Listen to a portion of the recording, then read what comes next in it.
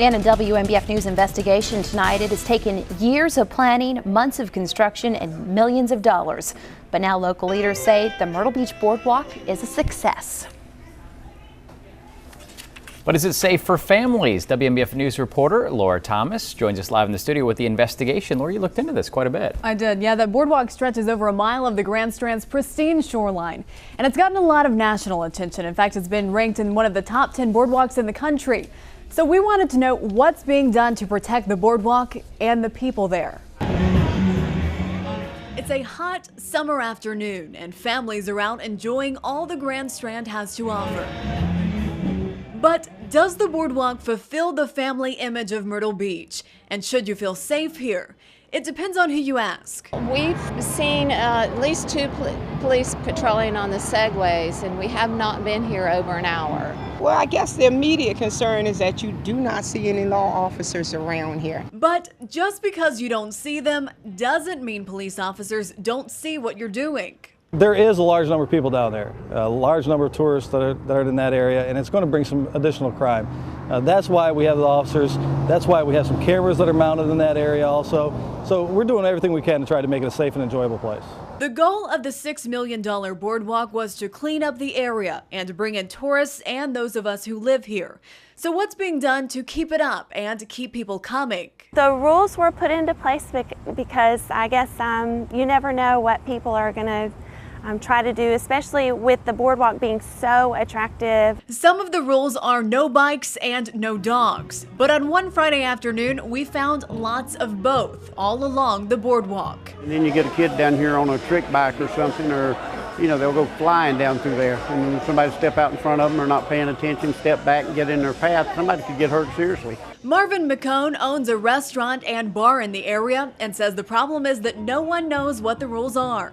The rules are supposed to apply to dogs, and there's people bringing dogs down here all hours of the day because there's no rules posted. Corey Brett Turner-Vaught works with the Downtown Redevelopment Corporation.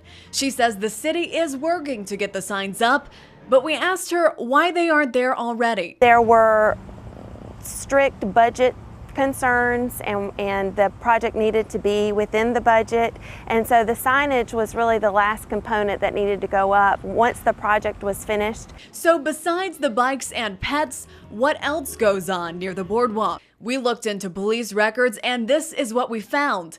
Dozens of reports from that downtown area, more than 60 since the start of May. Everything from prostitution along Ocean Boulevard to the possession of cocaine and marijuana, even gambling in Plyler Park. There's even one case where a man says 3 people held a knife to his throat and robbed him. Many of the reports are car break-ins. And keep in mind, it's areas where these break-ins happen where people have to park to get to the boardwalk. And even though most of the reports weren't filed from the boardwalk itself, they happened just a few feet away. It's enough to keep Audrey Hosley home at night. Around 10 o'clock, I make sure I'm not out here because everything changes. People are intoxicated. The youths come out, you smell marijuana and different things. As the sun sets over the Strand and day turns into night, things do change and police are out on patrol. I found out the hard way, unfortunately without a ticket, that dogs are not allowed on the boardwalk. But dogs aren't the big concern for most people. There are a lot of drunk people out here, and drunk people can get rowdy. That's more of a safety concern than bikes, dogs, and anything else they have. It's basically just Ocean Boulevard. Ocean Boulevard is a bustling area of downtown Myrtle Beach, especially at night.